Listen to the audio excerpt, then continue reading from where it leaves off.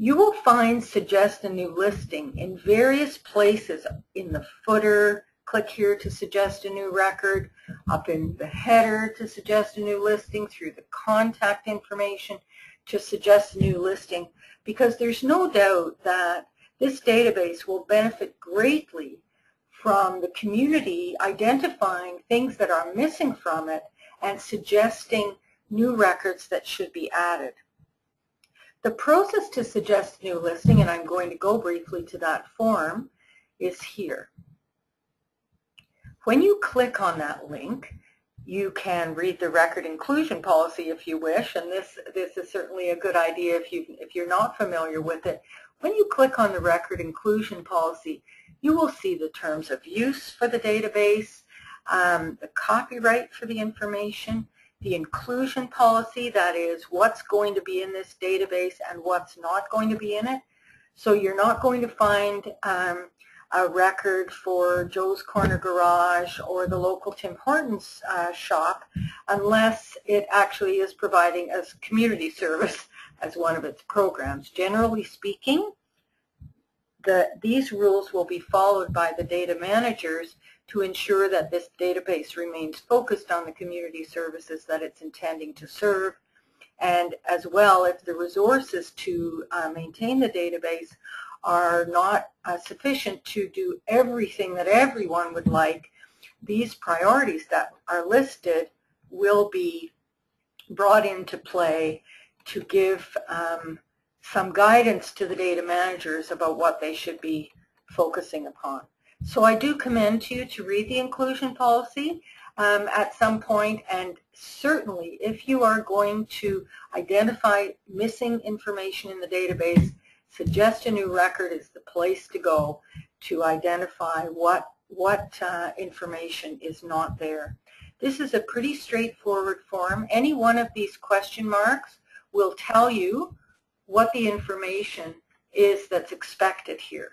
But at the same time, don't worry too much about following all the various style rules and should there be a dash or a period in the phone number, etc. Provide the information to the best of your ability, because the fact is that this record will not actually be created until the data managers have reviewed it and brought all the information into line with the standards that are being applied to the database.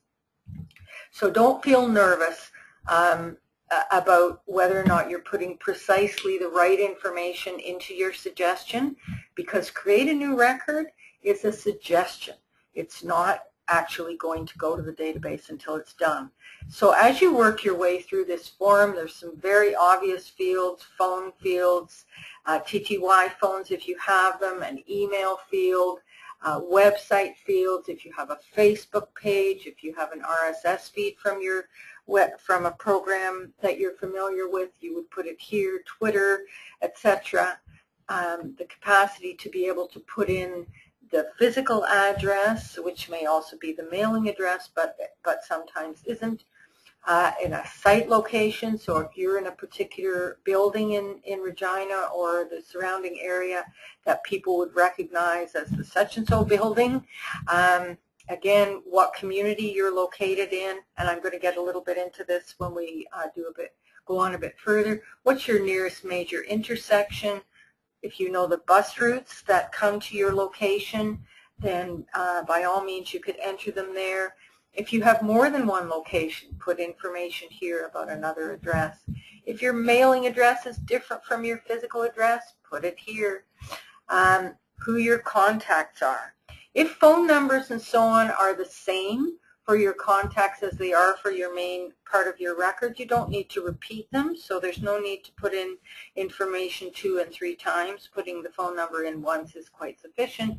But if the email is different for the contact, than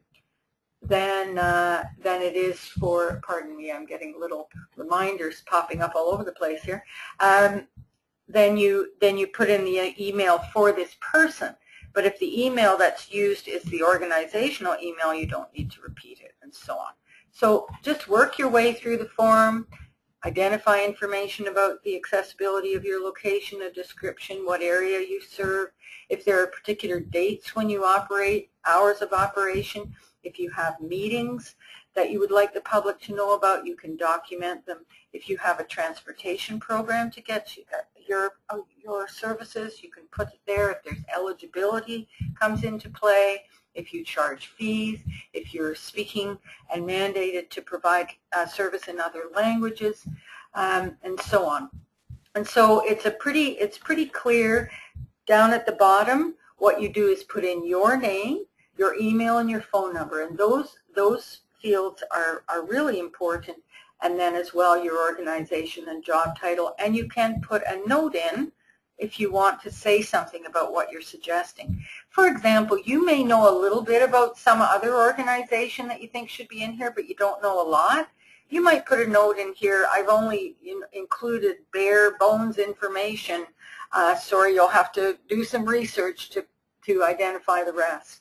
So you're not necessarily suggesting a new record for your own programs and services. You may suggest a record that you believe is missing because of your knowledge of the community.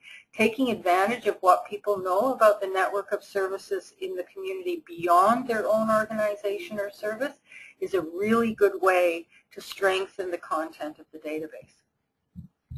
And then as you go down, there's a couple of authorizations. Whether or not you're the person to authorize. For example, if you're suggesting about another organization, you wouldn't be authorizing the record, so you would make that clear. And then there's a little security check at the very bottom.